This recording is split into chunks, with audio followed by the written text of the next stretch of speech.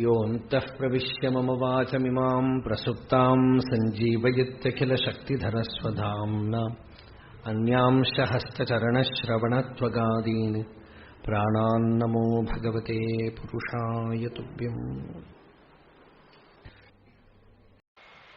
ആചാര്യോപദേശം കൊണ്ടും ഉപാസന കൊണ്ടും ചിത്തം ശുദ്ധമാകുമ്പോൾ വിവേകം ഉദിക്കുന്നു.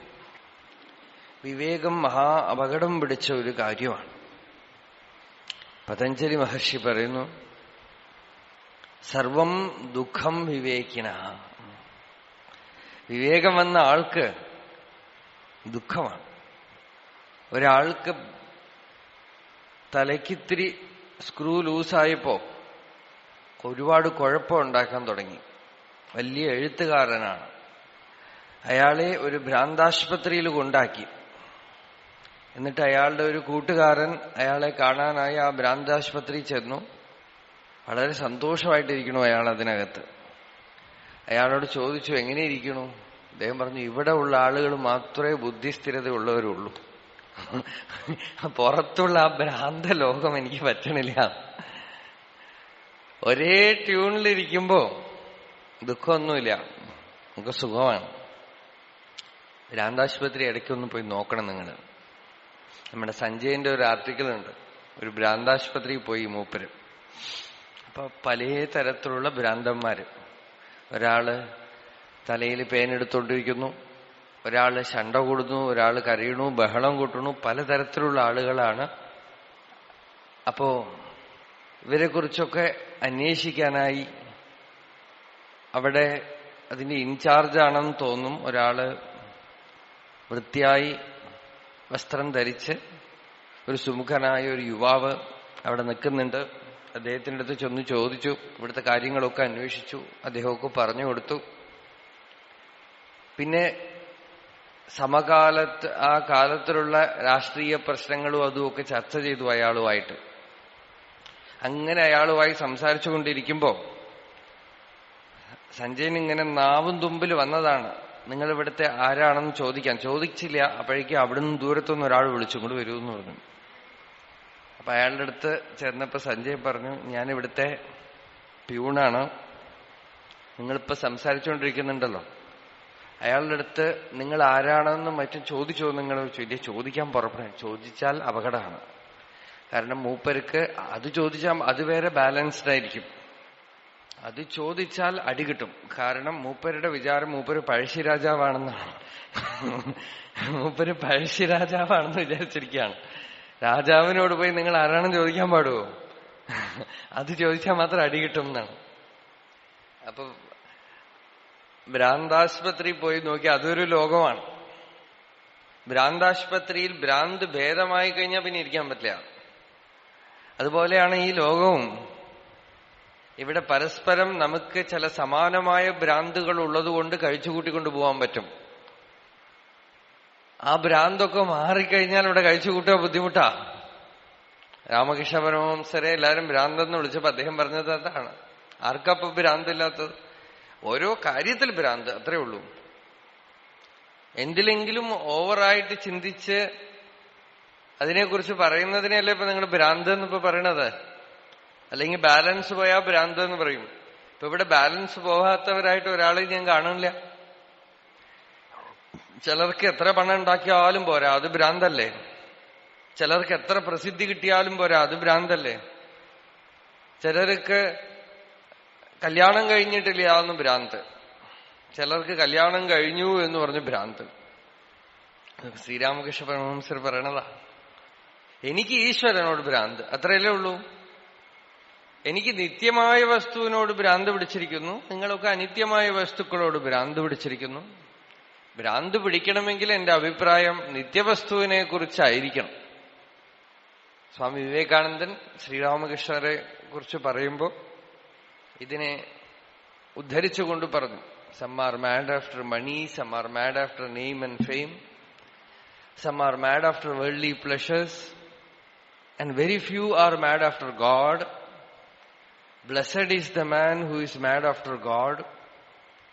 If sinking is the fate of man, then it is better to sink in a pool of milk than to sink in pool of dung. എന്തായാലും മുങ്ങണം. ക്ഷീര സമുദ്രത്തിൽ മുങ്ങുന്നതിന് പകരം എന്തിനു പോയി ചാണകക്കുഴിയിൽ പോയി മുങ്ങണം എന്നാണ്. ഭ്രാന്ത് പിടിക്കുകയാണെങ്കിൽ പിടിക്കട്ടെ, ഭഗവാന് വേണ്ടിയാവട്ടെ. ഉന്മാദം ഭഗവാന് വേണ്ടിയാവട്ടെ. ആ ഭ്രാന്ത് മാറുമ്പോ നമ്മൾ സ്വതന്ത്രരായിട്ട് തീരും. രമണ മഹർഷിയെ കണ്ടപ്പോ ഒരു വലിയ സൈക്കോളജിസ്റ്റ് കാൾ യൂങ്, അദ്ദേഹം മഹർഷിയെ കാണാനൊന്നും വന്നില്ല. കാരണം അദ്ദേഹത്തിന്റെ ഗുരു സൈക്കാട്രി വേൾഡിൽ മുഴുവൻ ആളുകളുടെ മനസ്സ് കേടുവരുത്തിയ ആളാണ് സിഗ്മണ്ട് ഫ്രോയിഡ്. ഗുരുവിനെ അല്പം എതിർത്തി ഇദ്ദേഹം കുറച്ചൊരു റൈറ്റ് ട്രാക്ക് തിരിച്ചുവിട്ട സൈക്കോളജിസ്റ്റാണ്. അദ്ദേഹം മഹർഷിയുടെ ഫോട്ടോ കണ്ടപ്പോ പറഞ്ഞു, I feel he's the only sane man in this world. ആ സാനിറ്റിക്ക് കാരണം എന്താ? ഭഗവാന്റെ എതിരെ മഹർഷിക്കും ഭ്രാന്ത് പിടിച്ചല്ലേ. ഭഗവാൻ തന്നെ, രമണ ഭഗവാൻ തന്നെ പാടി, പൈത്തിയം പറ്റി പയ്യനറും എനക്കുൻ പദമുറും അരുമരുന്ത് അരുൾവായ് പൈത്തിയം അരുന്താ പാറുളിർ അരുണ പർവ്വത ഉരുപെറും പരനേ. ഭക്തിയാകുന്ന ഭ്രാന്ത് പിടിച്ച് പൂർണമായ മനോശമനം ഏർപ്പെടാതെ വിഷമിക്കുന്ന എനിക്ക് ആ മനോശമനം, സംയമം തന്ന്, ശാന്തി തന്ന് എന്നെ അനുഗ്രഹിക്കൂ. പൈത്തിയ മരുന്ന്, ഭ്രാന്തിനുള്ള മരുന്നെന്താ? ജ്ഞാനം. ஞானமில்லாதுன் ஆசையார் தளர்வர ஞாനം തെരിത്തരുൾ അരുണാചല. ആത്മജ്ഞാനത്തിനായി ആശിക്കുന്ന ഒരു സത്യജിജ്ഞാസു, ആ ജിജ്ഞാസുവിന്റെ പ്രാർത്ഥനയാണ് ജ്ഞാനം തെരിത്തരുൾ അരുണാചല. എനിക്ക് വിചാരജ്ഞാനത്തിനെ തന്ന് എന്നെ അനുഗ്രഹിക്കൂ ഭഗവാനെ. വിവേകം ഉദിക്കുമ്പോ നമ്മൾ ആദ്യം മനസ്സിലാക്കുന്നു നമുക്ക് ചില കുഴപ്പമുണ്ട് എന്ന്. അത് മനസ്സിലാക്കിയാൽ തന്നെ പകുതി ഭ്രാന്ത് പോയി എന്നർത്ഥമാണ്. ഭ്രാന്തനെ ആദ്യം ഇയാൾക്ക് ഭ്രാന്തുണ്ട് എന്ന് മനസ്സിലാക്കിപ്പിക്കുന്നതാണ് മുഖ്യഘട്ടം. അപ്പൊ മനസ്സില് ഉള്ള കുഴപ്പങ്ങളും ബുദ്ധിയിലുള്ള അജ്ഞാനവും സംസാരത്തിലുള്ള ദുഃഖവും ഒക്കെ പച്ചയ്ക്ക് കാണും വിവേകം ഉദിക്കുമ്പോ. ബുദ്ധനൊക്കെ കണ്ടത് അതാണ്. ബുദ്ധൻ മുമ്പില് മരണത്തിനെ കണ്ടു, വ്യാധി കണ്ടു, ജരാനര കണ്ടു. ഇതൊക്കെ കണ്ട് ഭയപ്പെട്ടു പോയി. ഭവഭീരു ശാക്യസിംഹം, രണ്ടുപേരാണ് ബുദ്ധന്. കോൺട്രാസ്റ്റ് ആണ് രണ്ടുപേരും, രണ്ടും ഓപ്പോസിറ്റാണ്. ഒന്ന് പേടിത്തൊണ്ടൻ, ഒന്ന് സിംഹം. ശാക്യവംശത്തിലെ സിംഹമാണ് സത്യദർശനം, സത്യം കണ്ടെത്തിയ ശാക്യസിംഹം ഭവഭീരുവാണെന്നാണ്. ഇതിനെ കണ്ട് ലോകത്തിലെ ഉള്ള ഈ വിഷമങ്ങളെ, ദുഃഖങ്ങളെ കണ്ട് ഭയപ്പെട്ടു. അങ്ങനെ ഭയപ്പെട്ടില്ലായിരുന്നുവെങ്കിൽ എത്രയോ രാജാക്കന്മാർ ജീവിച്ച് ചത്തുപോയ പോലെ സിദ്ധാർത്ഥനും പോകുവായി. ആ വിവേകം ആദ്യം ജീവിതത്തിനെ കുറിച്ച് വളരെ ഗൗരവത്തോടുകൂടെ ചിന്തിപ്പിച്ചു അദ്ദേഹത്തിനെ. ആ വിവേകത്തിൽ നിന്നാണ് പ്രജ്ഞ ഉദിക്കുന്നത്. വിവേകത്തിൽ നിന്നും നമ്മളെ ദുഃഖിപ്പിക്കുന്ന പദാർത്ഥങ്ങളെയൊക്കെ നമ്മൾ മാറ്റി നിർത്തുന്നു. ശാശ്വതമായിട്ടുള്ള സത്യത്തിനെ നമ്മൾ കണ്ടെത്തേണ്ട, അത് അവിടെ തന്നെ ഉണ്ട്. പരിപ്രാപ്ത വിവേകസ്യ ത്യക്ത സംസാര സംസ്ഥിതേഹേ ചേതസഃ ത്യജതോ രൂപം ആനന്ദോ ഹി വിവർദ്ധതേ. പരിപ്രാപ്ത വിവേകസ്യ, വിവേകമുദിച്ച ആള് ചിത്തത്തിനെ ത്യജിക്കുന്നു എന്നാണ് പറഞ്ഞിവിടെ. ചേതസഃ ത്യജതോ രൂപം, ചിത്തം ഉപേക്ഷിക്കപ്പെടുന്നു. സംസാരം എന്ന് പറഞ്ഞ് പുറത്തൊന്നുമില്ല, ചിത്തത്തിലാണ്, മനസ്സാണ്. അവിദ്യ എന്ന് പറഞ്ഞൊരു പദാർത്ഥമില്ല, മനസ്സ് തന്നെ. വിവേക ചൂടാമണിയിൽ അത് വളരെ വ്യക്തമായി ആചാര്യസ്വാമികൾ പറയുന്ന ഒരു ശ്ലോകമുണ്ട്. മനോഹി അവിദ്യ ഭവബന്ധഹേതു. എന്താ ശ്ലോകം അറിയോ?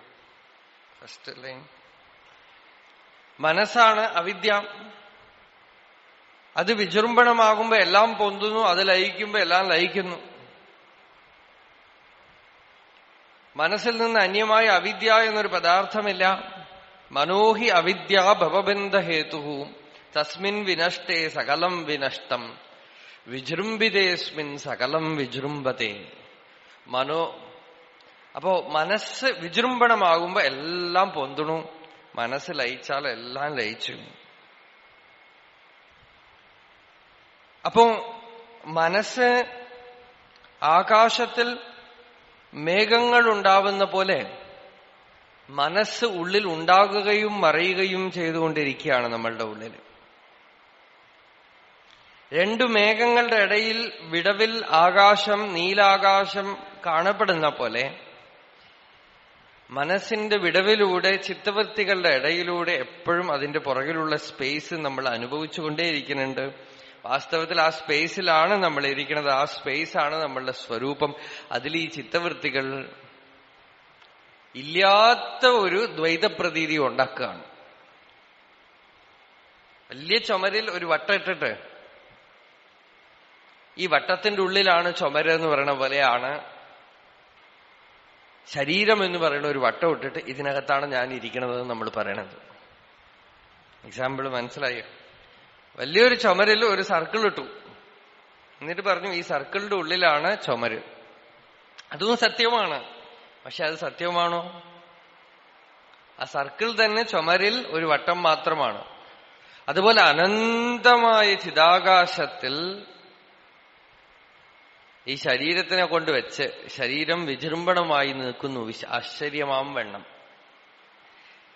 ഈ ശരീരം പോയതുകൊണ്ട് ഒന്നും വരാനില്ല. അതിനുദാഹരണം, ഘടം പൊട്ടിപ്പോയാൽ, കുടം പൊട്ടിയാൽ കുടത്തിന്റെ ഉള്ളിലുള്ള ആകാശം മഹാകാശത്തിൽ ലയിക്കും. പക്ഷെ വാസ്തവത്തിൽ ലയമൊന്നുമില്ല അവിടെ, അല്ലേ? ഒരു മാറ്റവുമില്ല. കുടം it created a false impression that there is limitation. അതേപോലെ അല്പം നിങ്ങൾ ബുദ്ധിയെ ഉപയോഗിച്ചാൽ തന്നെ ഈ കാര്യം മനസ്സിലാവും. കഴിഞ്ഞ പ്രാവശ്യം ഞാനിത് ആകാശം എന്ന ഭൂതത്തിനെ പറയുമ്പോൾ പറഞ്ഞതാണ്, ഒരു സയന്റിസ്റ്റിനും ഒരു ശാസ്ത്രജ്ഞനും ഈ ഒരു യുക്തിയെ നിഷേധിക്കാൻ സാധ്യമേ അല്ല. എന്താന്ന് വെച്ചാൽ, ഒന്ന് ചിന്തിച്ചു നോക്കാം, അല്പം സൂക്ഷ്മമായി ചിന്തിച്ചാൽ പിടികിട്ടും. ഈ ശരീരം, നമ്മൾ ഏറ്റവും നമുക്ക് വലിയ പ്രശ്നമായിരിക്കുന്ന ഈ ദേഹം, അതെങ്ങനെ നിൽക്കുന്നു ഇവിടെ? കാരണം സ്പേസ് എന്ന് പറഞ്ഞാൽ അറിയാലോ, ആകാശം, മുകളിലുള്ള നീല കളറല്ല, അതൊക്കെ നിങ്ങൾക്കും ഇനി. ഈ സ്പേസില്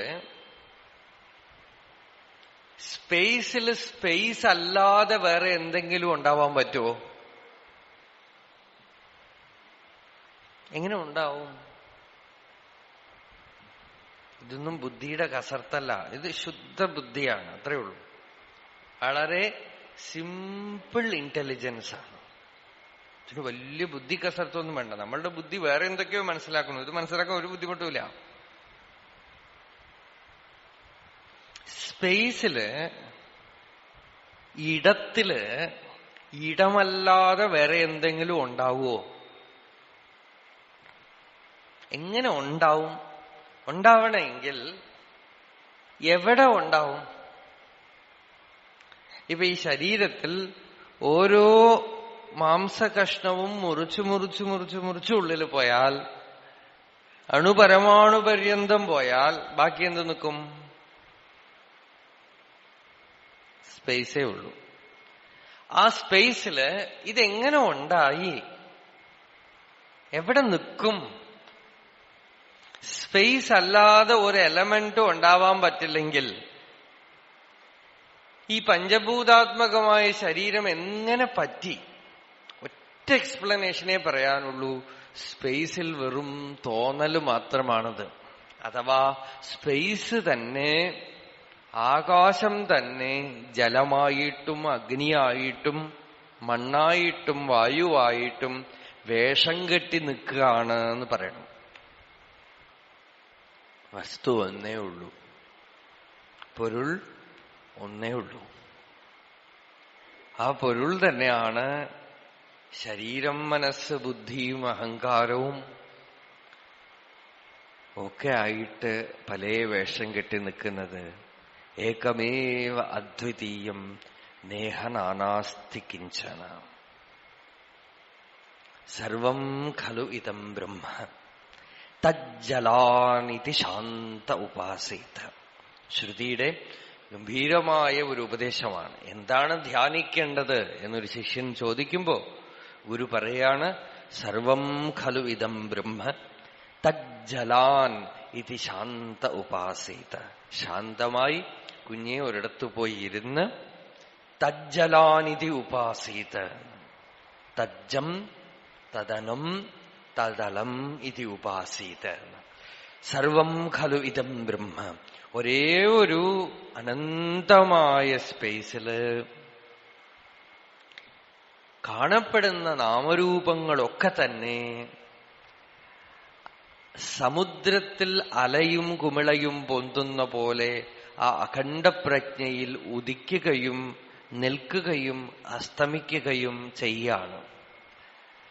സലില ഏകോ ദ്രഷ്ട അദ്വൈതോ ഭവതി എന്നാണ് ശ്രുതി. സലില ഏകോ ദ്രഷ്ട അദ്വൈതോ ഭവതി. സലിലം മാത്രമേ ഉള്ളൂ. സലിലം എന്ന് വെച്ചാൽ വെള്ളം. വെള്ളമെന്ന് കാണുമ്പോ നൊരയില്ല, അലയില്ല, കടലില്ല,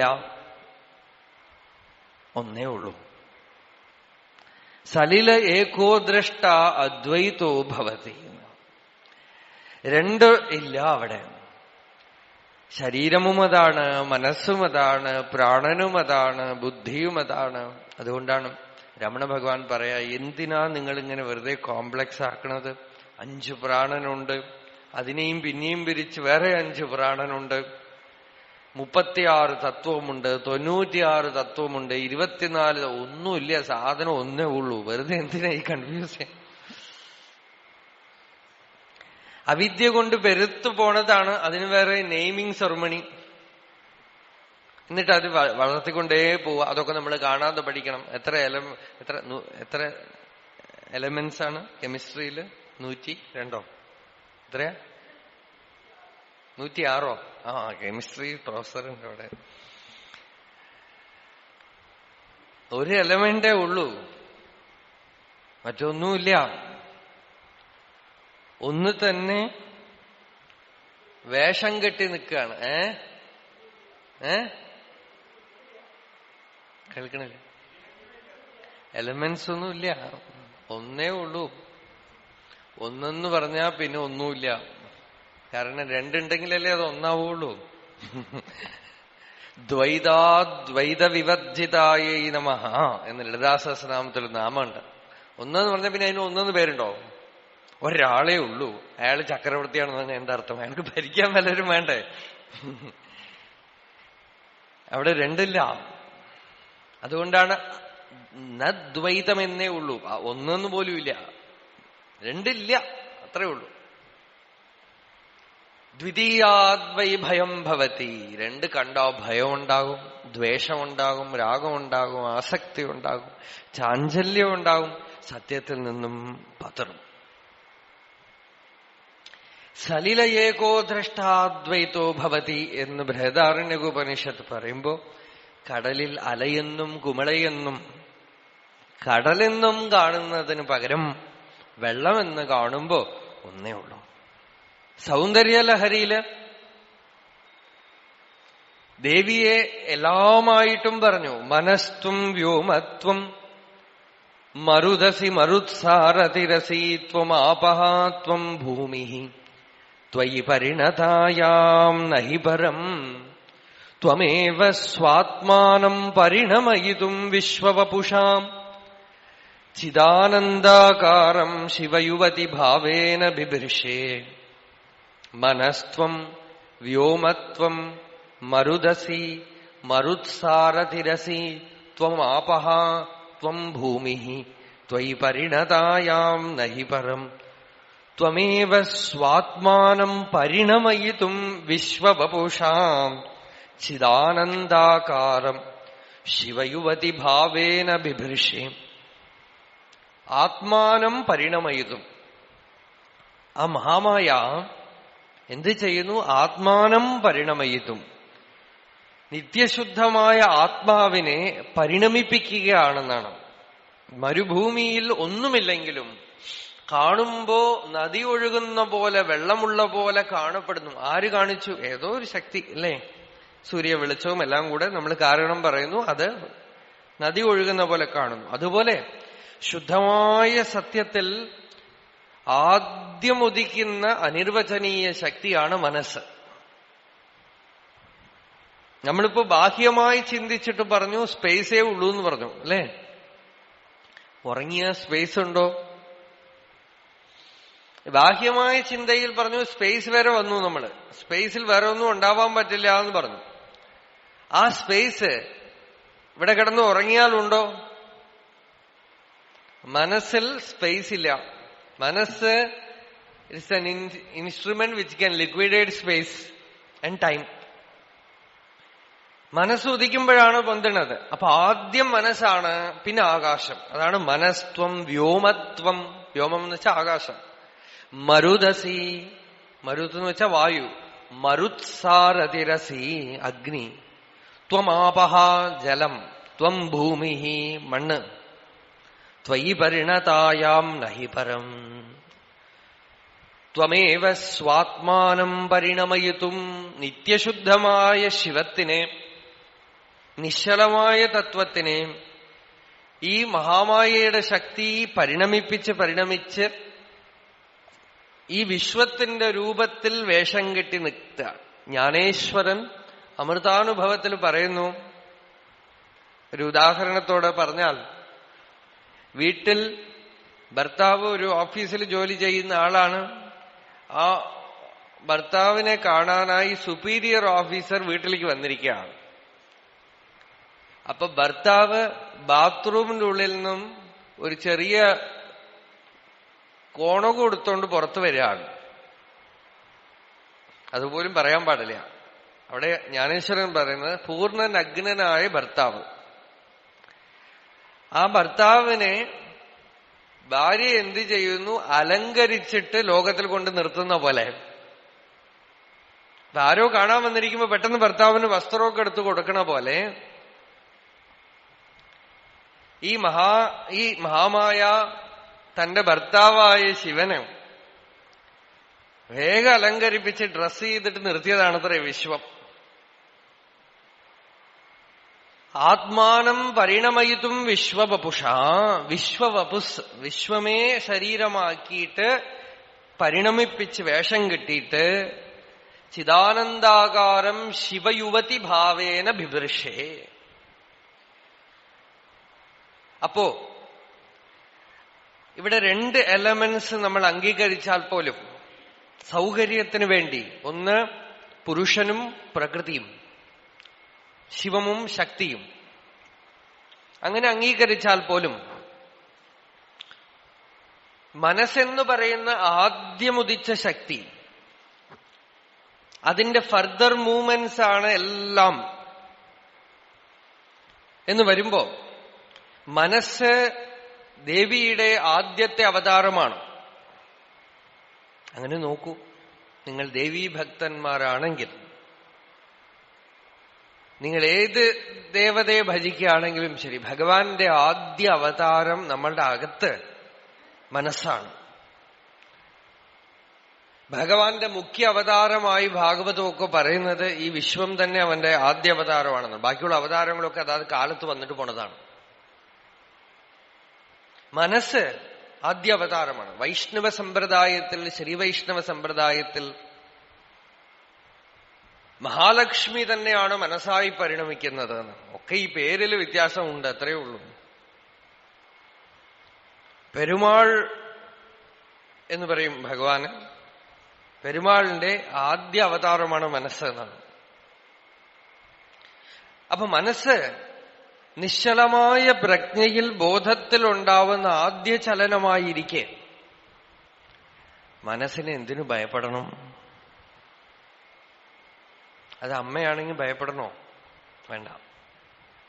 അപ്പൊ അതിൽ വരുന്ന ഓരോ ചലനവും, ഓരോ ഇമോഷനും, വികാരവും ജഗദംബിക ആ വേഷം കെട്ടി വരികയാണെന്ന് നിങ്ങൾ എടുത്തുകൊള്ളാം.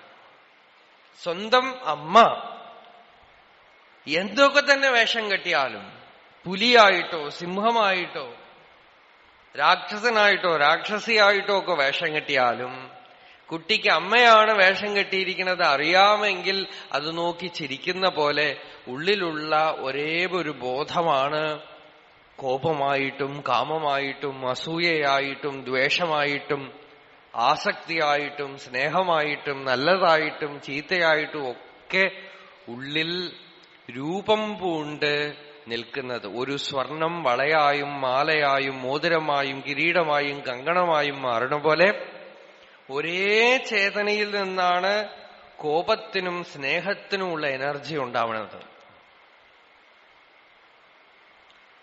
അപ്പൊ നിങ്ങൾ അകമേ വരുന്ന ഒരു ഇമോഷനും ഒരു പ്രത്യേക പേരും കൊടുക്കാതെ, ഇനിമേലാൽ ആ വികാരങ്ങൾക്ക് പേര് കൊടുക്കുന്നത് നിർത്തുക. ഇത് നല്ലതാണെന്നും ഇത് ചീത്തയാണെന്നും ഇത് ശരിയാണെന്നും ഇത് തെറ്റാണെന്നും ആദ്യം അതിൽ നിന്നും മാറി നിൽക്കുക. നിങ്ങൾ അതിനെ ഭഗവാൻ എന്ന് വിളിക്കുക. മാറി നിന്നിട്ട് വേണം വിളിക്കാൻ. I am not telling you to justify your emotions.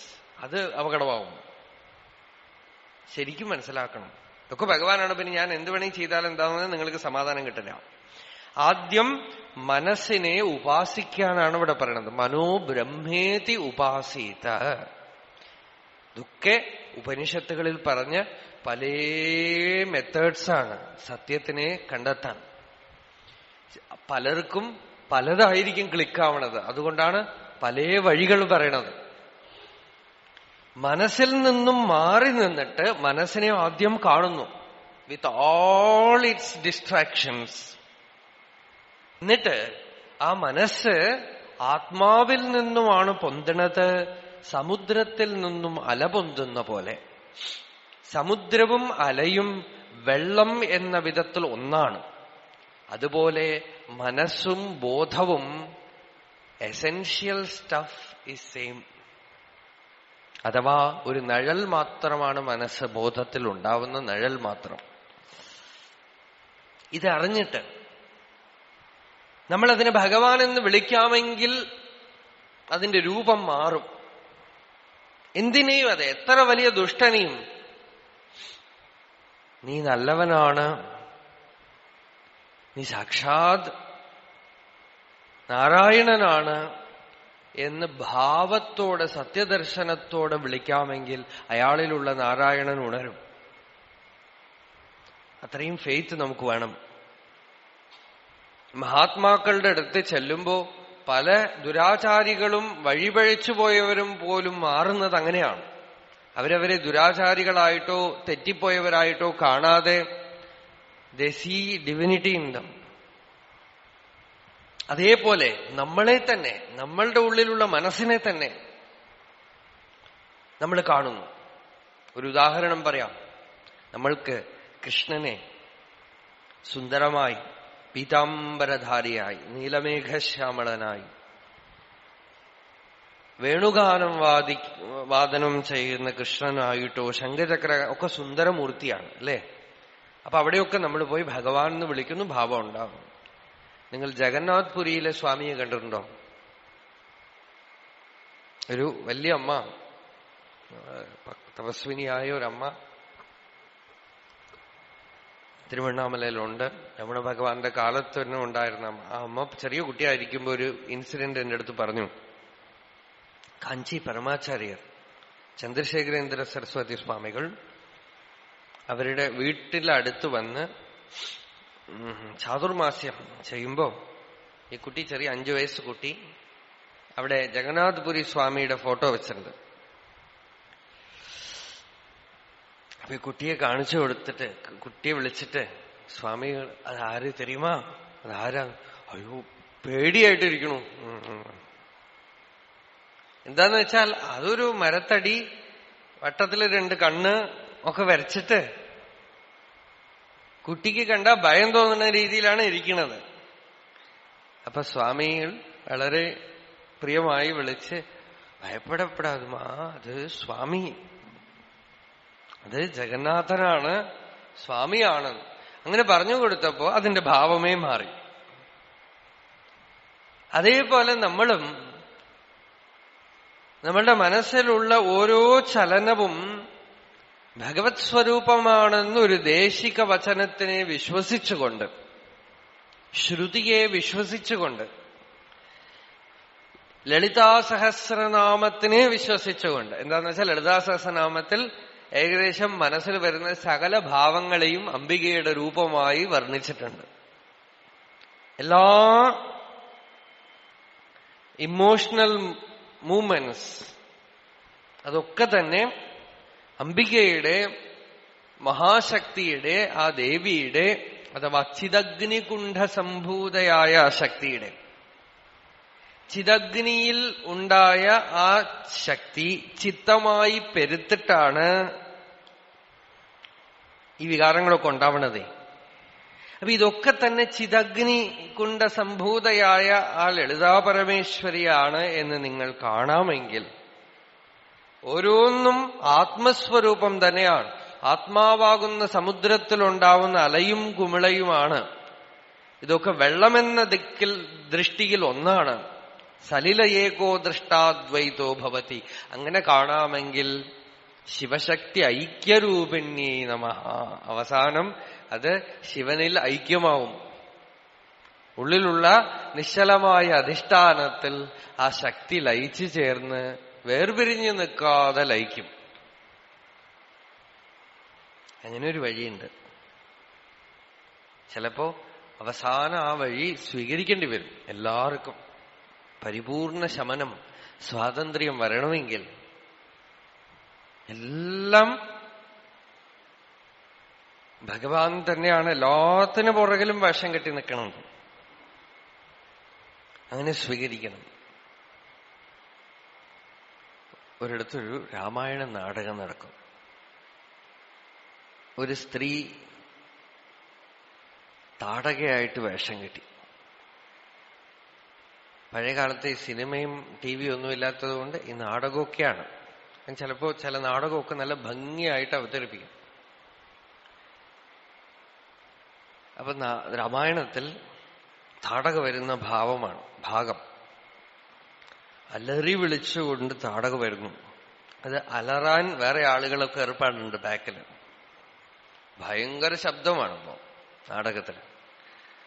അപ്പൊ അവിടെ കുട്ടികളൊക്കെ അന്ന് വേറെ എന്റർടൈൻമെന്റ് ഒന്നും ഇല്ലല്ലോ. ഇപ്പോഴാണെങ്കിൽ കുട്ടികളൊന്നും വിളിച്ചാൽ വരില്ല. കുട്ടികളൊക്കെ മുമ്പിൽ പേടിച്ചിരിക്കുന്നുണ്ട്. അതിന്റെ ഇടയിൽ ഒരു തമാശ ഉണ്ടായി. എന്താന്ന് വെച്ചാൽ ഈ സ്ത്രീ അലറിക്കൊണ്ടുവരുമ്പോ ഈ സ്ത്രീയുടെ കുട്ടി മുമ്പിൽ ഇരിക്കുന്നുണ്ട്. ചെറിയ കുട്ടിയാണ്.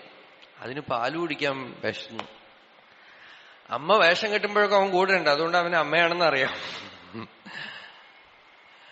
സ്റ്റേജിലേക്ക് കയറിപ്പോയി നിലവിളി. തൽക്കാലത്തിന് സ്ക്രീൻ ഇട്ടിട്ട് അമ്മ കുട്ടി എടുത്തോണ്ട് പോയി. താടക ഡ്രാമയുടെ നടുവിലാ. കുട്ടിക്ക് താടകയാണെന്ന് പേടിയൊന്നുമില്ല. കുട്ടി താടകയും ആ വേഷവും ഒന്നും കണ്ടില്ല. കുട്ടി അമ്മയെ കണ്ടുള്ളൂ. ഒരുപക്ഷെ വേഷം കെട്ടുമ്പോ കൂടെ ഇല്ലായിരുന്നുവെങ്കിൽ ചിലപ്പോ അറിയാതെ പേടിച്ചു പോയിട്ടുണ്ടാവും. വേഷം കെട്ടുമ്പോ കൂടെ തന്നെ ഇരുന്നതുകൊണ്ട് ഈ വേഷം കെട്ടുന്നതൊക്കെ കണ്ടിട്ടുള്ള കുട്ടിക്ക് അത് അമ്മയാണെന്ന് അറിയാം. അതുകൊണ്ട് അതിന് താടകയൊന്നും അറിയില്ല. അതുപോലെ ഓരോന്നിനു പുറകിലുമുള്ള എസൻഷ്യലായിട്ടുള്ള സത്ത, വാസ്തവത്തിലുള്ള ആ സത്ത ദിവ്യമാണ് എന്ന് കാണാനുള്ള ഒരു ശുദ്ധബുദ്ധി ഉണ്ടെങ്കിൽ ഒന്നും പിന്നെ നമ്മൾ വിഷമിപ്പിക്കില്ല. അതാണ് വിവേകം കൊണ്ട് പരിജ്ഞാത വിവേകസ്യ ചേതസസ്ത്യജതോ രൂപം തെക്ത സംസാര സംസ്ഥിതേ. സംസാരമേ ഇല്ല അവിടെ. ചേതസസ്ത്യജതോ രൂപം, ചേതസ് ചിത്തം തന്നെ അതിന്റെ രൂപം തന്നെ വിട്ടുകഴിഞ്ഞാൽ ആനന്ദോ ഹി വിവർദ്ധതേ യഥാ വിശുദ്ധ ആകാശേ സഹസൈവ അഭ്രമണ്ഡലം ഭൂത്വാ വിലീയതേ തദ്വത് ആത്മനി ഇഹ അഖിലം ജഗത്. ആകാശത്തിൽ മേഘങ്ങൾ പെട്ടെന്നുണ്ടാവുകയും പെട്ടെന്നില്ലാതാവുകയും ചെയ്യുന്ന പോലെ അനന്തമായ ചിദാകാശത്തിൽ ഈ ജഗത് ഉണ്ടാവുകയും അസ്തമിക്കുകയും ചെയ്യുന്നു. ആദിത്യവ്യതിരേകേണ രശ്മയോ ഏന ഭാവിതാഃ ആദിത്യ ഏവ തേ തസ്യ ആദിത്യ അവ്യതിരേകേണ രശ്മയോ യേ വിഭാവിതാഃ ആദിത്യ ഏവ തേ തസ്യ നിർവികൽപഃ സ ഉച്യത്തെ. സൂര്യനിൽ നിന്നും അന്യമായി സൂര്യരശ്മി ഇല്ല എന്നറിഞ്ഞവന് സൂര്യരശ്മിയെ കണ്ടാലും സൂര്യനെ തന്നെയാണ് കാണുന്നത്. ഉള്ളിൽ ബോധത്തിൽ നിന്ന് അന്യമായി മനസ്സോ അന്ധഃകരണമോ ശരീരമോ പ്രപഞ്ചമോ ഇല്ല എന്ന് കാണുന്നവൻ പ്രപഞ്ചത്തിനെ കണ്ടാലും ശരീരത്തിനെ കണ്ടാലും മനസ്സിനെ കണ്ടാലും പ്രാണനെ കണ്ടാലും ആത്മാവിനെ തന്നെയാണ് കാണുന്നത്. തന്തുമാത്രോ ഭവത്യേവ പടോ യദ്വദ് വിചാരിതഃ ആത്മതന്മാത്രമേവേദം തദ്വദ് വിശ്വം വിചാരിതം. മുണ്ട് നൂലാണെന്ന് അറിഞ്ഞു കഴിഞ്ഞാൽ പിന്നെ നൂലേ ഉള്ളൂ. നൂലെവിടെയും ചോദിക്കണ്ട, നൂലേ ഉള്ളൂ.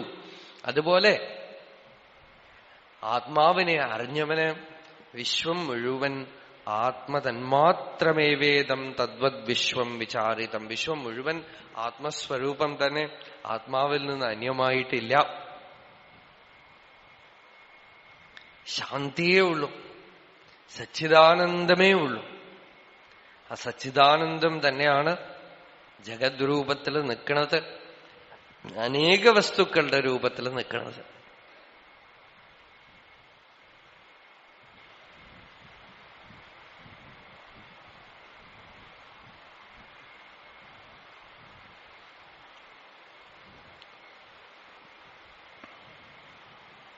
നിശ്ചലമായ ചിത്തത്തില് എല്ലാ വേദാന്തജ്ഞാനവും ഒക്കെ ഉദിക്കും. അദ്വൈതജ്ഞാനം യോഗശാസ്ത്രത്തിനോടും യോഗശാസ്ത്രം അദ്വൈതജ്ഞാനത്തിനോടും പിണഞ്ഞാണ് കിടക്കുന്നത്. അല്ലാതെ ഇതൊരു ഫിലോസഫിയല്ല. രണ്ടാമതൊരു വസ്തു ഇല്ല എന്നറിയുമ്പോൾ ചിത്തവൃത്തി നിരോധം ഉണ്ടാവും. ചിത്തവൃത്തി നിരോധം ഉണ്ടാകുമ്പോൾ ദ്രഷ്ടുഹു സ്വരൂപേ അവസ്ഥാനം ഭവതി. ദ്രഷ്ട സ്വരൂപത്തിലിരിക്കും. തന്റെ he will abide in his real nature. ഇതൊക്കെ ഒരേ ഇടത്താണ്. ഒന്നും വാട്ടർ ടൈറ്റ് കമ്പാർട്ട്മെന്റിൽ ഇടാനേ പറ്റില്ല സിദ്ധാന്തമൊന്നും. ഉപാസനാമണ്ഡലം, ജ്ഞാനമണ്ഡലം, ദ്വൈതമണ്ഡലം, വിശിഷ്ടാദ്വൈതമണ്ഡലം ഒക്കെ ഓരോ പ്ലെയിൻസ് ആണ് നമുക്ക്. എല്ലാം അവസാനം നമ്മളെ സത്യത്തിൽ ഇരുത്താൻ വേണ്ടിയിട്ടാണ്. നമുക്ക് സംതൃപ്തിയും ധന്യതയും ഉണ്ടായാൽ പൂർണ്ണമായി. സംയമത്തിന് ഉള്ള പല വഴികളാണ് ഈ പ്രകരണത്തില് കണ്ടുകൊണ്ടുവന്നത്. സംയമാൻ മനഃശാന്തി ഏതി സംസാര സംഭ്രമ എന്നാണ് ഈ പ്രകരണം ആരംഭിച്ചത് തന്നെ. അതില് ഇന്നലെയൊക്കെ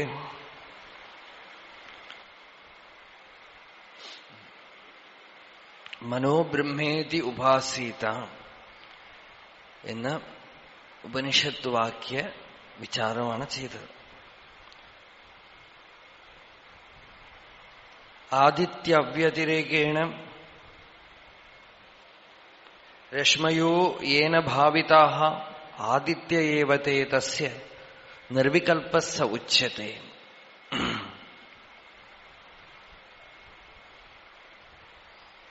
കുറെ ശ്ലോകങ്ങൾ ഈ വിഷയം തന്നെയാണ്. സൂര്യനിൽ നിന്ന് അന്യമായിട്ട് സൂര്യന്റെ കിരണങ്ങൾ, രശ്മികൾ ഇല്ലാത്തതുപോലെ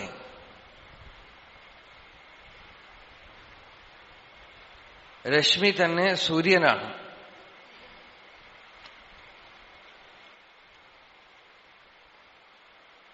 ഇതറിഞ്ഞ ആൾക്ക് സൂര്യ വെളിച്ചത്തിനെ കാണുമ്പോൾ സൂര്യനെ തന്നെയാണ് കാണുന്നത്.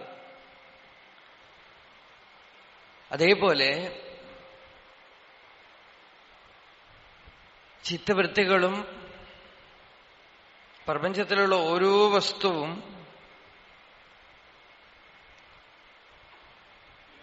ആത്മസ്വരൂപം തന്നെയാണ് എന്ന്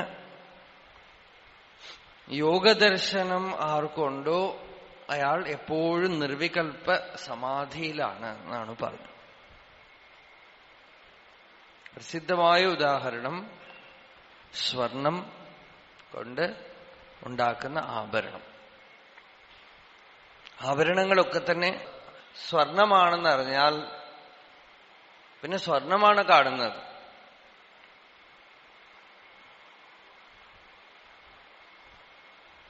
ആഭരണം എന്ത് ഷേപ്പ് വേണമെങ്കിൽ ആയിക്കോട്ടെ സ്വർണമാണ്. അതുപോലെ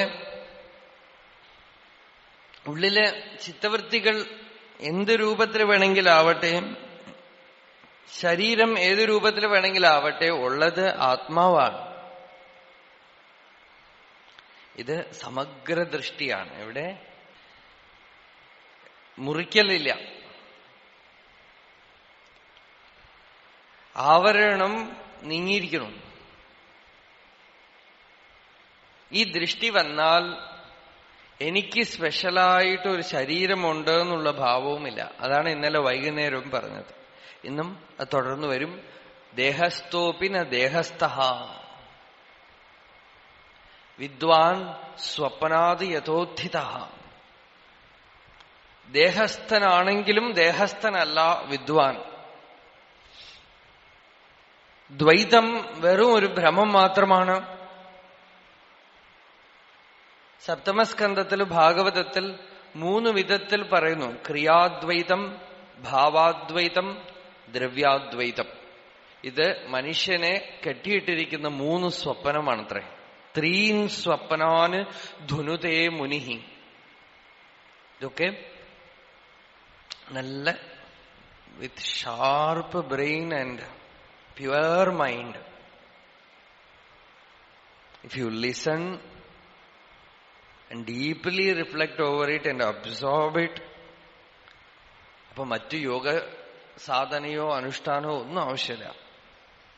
അത് തന്നെ യോഗത്തിനെ ഉണ്ടാക്കുള്ളില്ല. അതിനാണ് ഈ യജ്ഞത്തിന് ഇത്ര പ്രാമുഖ്യം കൊടുത്തത്. നാരദൻ ധർമ്മപുത്രർക്ക് ഉപദേശിച്ചു കൊടുക്കുകയാണ്. ഭാവാദ്വൈതം, ദ്രവ്യാദ്വൈതം, ക്രിയാദ്വൈതം. കുറച്ചുകൂടെ ലളിതമായി പറഞ്ഞാൽ നമ്മളുടെ അഹങ്കാരം ഒളിഞ്ഞിരിക്കുന്ന 3 പ്ലെയിൻസ് ആണത്. ഭാവത്തിൽ അദ്വൈതം, ദ്രവ്യങ്ങളിൽ അദ്വൈതം, ക്രിയയിൽ അദ്വൈതം. ക്രിയയിൽ അദ്വൈതം എന്ന് വെച്ചാൽ ഞാൻ കർത്താവാണ്, ഞാൻ ഭോക്താവാണ്, ഞാനാണ് എല്ലാം ചെയ്യുന്നത് എന്നുള്ളത് പോയാൽ you offer yourself to that dynamic power which operates in the entire universe. ഉള്ളില് നിശ്ചലമായ സത്യത്തിനെ കണ്ടെത്തി ശരീരത്തിനെയും മനസ്സിനെയും ബുദ്ധിയെയും നിങ്ങളുടെ അഹങ്കാരത്തിനെയും നമ്മള് ഉയർന്ന തലത്തിൽ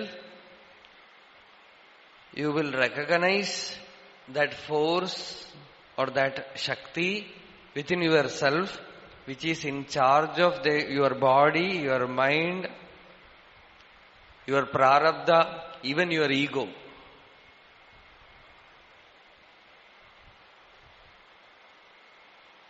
ആ ശക്തിയാണ് സൂര്യനെ പ്രകാശിപ്പിക്കുന്നതും, ആ ശക്തിയാണ് കാറ്റ് വീശിപ്പിക്കുന്നതും, ആ ശക്തിയാണ് മഴ പെയ്യിപ്പിക്കുന്നതും, ആ ശക്തിയാണ് എന്റെ അമ്മയായിട്ടും അച്ഛനായിട്ടും ഭാര്യയായിട്ടും കുട്ടികളായിട്ടും ഒക്കെ എന്നോട് കണക്റ്റഡ് ആയിട്ടുള്ളതും, അവരിൽ നിന്ന് പല അനുഭവങ്ങൾ എനിക്കുണ്ടാക്കുന്നതും, ഓരോ ക്ഷണവും എന്റെ ജീവിതം ആ ശക്തിയുടെ കയ്യിലാണ് എന്നറിഞ്ഞ് ആ ശക്തിയെ നമ്മളിൽ കണ്ട് ആ ശക്തിക്ക് നമ്മളെ പൂർണ്ണമായും സറണ്ടർ ചെയ്യുക. ആ ശക്തിയെ ഈശ്വരൻ എന്ന് വിളിച്ചാലും ശരി, ശക്തി എന്ന് വിളിച്ചാലും ശരി, ശക്തിയാണത്.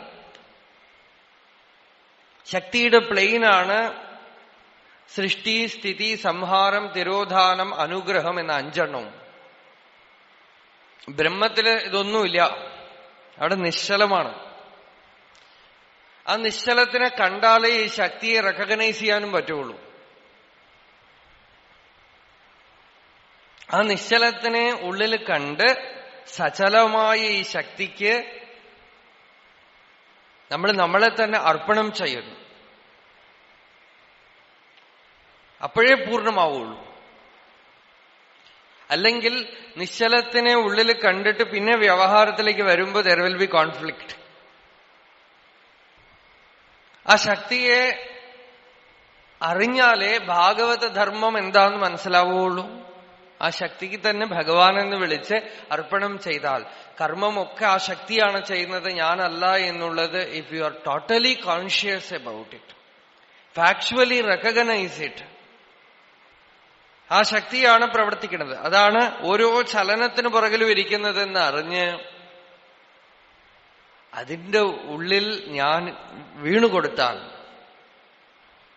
ആനന്ദമുണ്ടാകും. അപ്പൊ അതിന്റെ ഓരോ ചലനവും ആനന്ദമാണ്. അപ്പോഴേ ആനന്ദം ഉണ്ടാവും. അതിനു മുമ്പ് ധ്യാനത്തിലിരിക്കുമ്പോൾ ഒരു ശാന്തി സുഖം ഉണ്ടാവും, വ്യവഹാരത്തിൽ വരുമ്പോൾ വിഷമം ഉണ്ടാവും. അപ്പൊ ഒരു ക്രിയയും ഞാൻ ചെയ്യുന്നില്ലെന്നും സകല ക്രിയയും ശക്തിയുടെ മണ്ഡലത്തിലാണെന്നും, ഗീതയുടെ ഭാഷയിൽ പറഞ്ഞാൽ പ്രകൃതിയുടെ മണ്ഡലം, ആ പ്രകൃതിയെ തന്നെ നിങ്ങൾ ദൈവീ ആണ് എന്ന് കരുതുമ്പോൾ കുറച്ചുകൂടെ ആനന്ദം ഉണ്ടാവും. അതാണ് ഇന്നലെ മിനിയാന്നൊക്കെ ഭാഗവതത്തിൽ ഭഗവാന്റെ വേരിയസ് ഡയമെൻഷൻസ്, കലകൾ പറഞ്ഞതിൽ സ്വഭാവവും ഒരു കലയാണ്. ഭഗവാൻ അതാണ് പറഞ്ഞത്, എന്നെ ഗുണവൈഷമ്യത്തോടുകൂടെ നോക്കുന്ന ആളുകൾ കാലമാണെന്നും ധർമ്മമാണെന്നും സ്വഭാവമാണെന്നും ഒക്കെ പറയണു. സ്വഭാവം എന്ന് വെച്ചാൽ എനിക്ക് സത്യസാക്ഷാത്കാരം നേടിയിട്ട് പൂർവസംസ്കാരമനുസരിച്ച് എന്റെ ശരീരത്തിലും മനസ്സിലും എനിക്ക് ചെയ്തു തീർക്കാനുള്ള കർമ്മത്തിന്റെ രൂപത്തിലും സ്വധർമ്മത്തിന്റെ രൂപത്തിലും ബാക്കി നിൽക്കുന്ന ആ പ്ലെയിനിലാണ് ഞാൻ ഈ ശക്തിയുടെ ലഹരി കാണുന്നത്. അത് ഓരോരുത്തർക്കും ഓരോന്നായിരിക്കും. പക്ഷെ അതിൽ ഞാൻ ചെയ്യണു, ഞാൻ അനുഭവിക്കണു എന്നുള്ളത് നീക്കാൻ ശക്തനെ കാണണം. ആരുടെ പ്രസൻസിലാണോ ഈ ശക്തി പ്രവർത്തിക്കുന്നത്, ആരാണോ ഇതിനു പുറകിൽ സ്പർശമില്ലാതെ പൂർണ്ണമായി നിൽക്കുന്നത്, ആ നിശ്ചലതയെ ഉള്ളിൽ കണ്ടിട്ട് ശരീരത്തിനെയും മനസ്സിനെയും ബുദ്ധിയെയും അഹങ്കാരത്തിനെയും അതിന്റെ ചേഷ്ടകളെയും അതിന്റെ ഇഫക്റ്റായിട്ട് വരുന്ന അനുഭവത്തിനെയും എല്ലാം ശക്തിയുടെയാണെന്ന് അറിഞ്ഞ് അർപ്പണം ചെയ്താൽ ക്രിയാദ്വൈതമായി. അപ്പോ നിങ്ങൾ പ്രവർത്തിച്ചാലും ഞാനാണ് പ്രവർത്തിക്കുന്നത്, സൂര്യൻ പ്രവർത്തിച്ചാലും ഞാനാണ് പ്രവർത്തിക്കുന്നത്, കാറ്റ് വീശിയാലും ഞാനാണ് വീശുന്നത്, മഴ പെയ്താലും ഞാനാണ് പെയ്യുന്നത്, സമുദ്രം അലയടിക്കുമ്പോൾ ഞാനാണ് അലയടിക്കുന്നത്, എല്ലാം ഞാനാണ്, അല്ലെങ്കിൽ ഒന്നും ഞാനല്ല. ഇതൊക്കെ ആ പ്രപഞ്ചം മുഴുവൻ നടത്തുന്ന ആ മഹാശക്തിയുടെ കയ്യിലാണ്. ഭക്തിയുടെ ഭാവത്തിൽ എല്ലാം ഈശ്വരനാണ്, ഭഗവാനാണ് എല്ലാം ചെയ്യണത്. എനിക്കൊന്നും അറിയില്ല എന്നും ഒന്നും ചെയ്യുന്നില്ലെന്നും ചെറിയൊരു അഹങ്കാരത്തിനെ, അഹങ്കാരം പോലെ ഉള്ള ഒന്നിനെ വെച്ചുകൊണ്ട് ജീവിച്ചാൽ പോലും ഭക്തന് താൻ കർത്താവാണെന്നില്ല, വെറും യന്ത്രമാണ്. രാമകൃഷ്ണ പരമഹംസൻ ഇടയ്ക്കിടയ്ക്ക് പറയും, ഞാൻ യന്ത്രം, അമ്മ യന്ത്രി. അമ്മ എങ്ങനെ ചെയ്യിക്കുന്നു അതുപോലെ ചെയ്യുന്നു, അമ്മ എന്ത് പറയിപ്പിക്കുന്നു അത് പറയണു, അമ്മ എന്ത് ചിന്തിപ്പിക്കുന്നു അത് ചിന്തിക്കുന്നു. യാ ദേവി സർവഭൂതേഷു സ്മൃതിരൂപേണ സംസ്ഥിത, ബുദ്ധിരൂപേണ സംസ്ഥിത, വിദ്യാരൂപേണ സംസ്ഥിത, നിദ്രാരൂപേണ സംസ്ഥിത, ക്ഷുധാരൂപേണ സംസ്ഥിത, ശാന്തിരൂപേണ സംസ്ഥിത, ധൃതിരൂപേണ സംസ്ഥിത. പ്രകൃതിയുടെ ഓരോ പ്രോസസ്സും ആ ദേവിയുടെ സ്വരൂപമാണ്. ആ ദേവിയാണ് പ്രവർത്തിക്കുന്നത്. അപ്പോ പ്രകൃതിയുടെ മണ്ഡലത്തിൽ അമ്മയാണ്, പുരുഷന്റെ മണ്ഡലത്തിൽ അച്ഛനാണ്. രണ്ടിനും നടുവിൽ ഒരു ഈഗോ ഉണ്ടെങ്കിലും ആ ഈഗോ വെറും കുട്ടിയാണ്.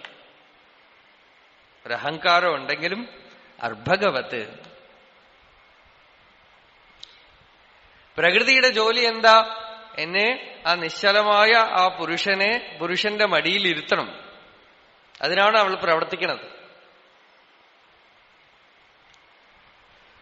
അപ്പൊ ക്രിയാദ്വൈതം, കർമ്മത്തിൽ ഞാൻ കർത്താവാണെന്നുള്ളത് വന്ന് വിഷമിക്കാതിരിക്കാൻ വ്യവഹാരമണ്ഡലത്തിൽ ഈശ്വരന് ശരണാഗതിയാണ് ക്രിയാദ്വൈതം. അപ്പൊ ആധ്യാത്മികത മെഡിറ്റേഷനിൽ മാത്രമല്ല,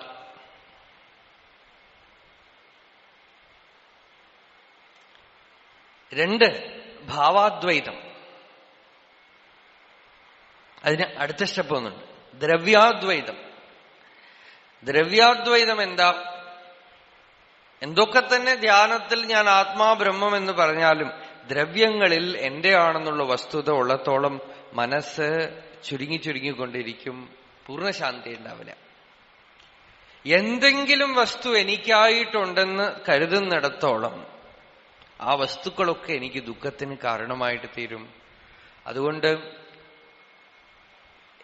സകല ദ്രവ്യങ്ങളും സകല വസ്തുക്കളും ഭഗവാന്റെ ആണ്. അത് ആവശ്യത്തിനനുസരിച്ച് ഭഗവാൻ വിനിയോഗം ചെയ്യുന്നു. ഒന്നും എന്റെ ഇല്ല.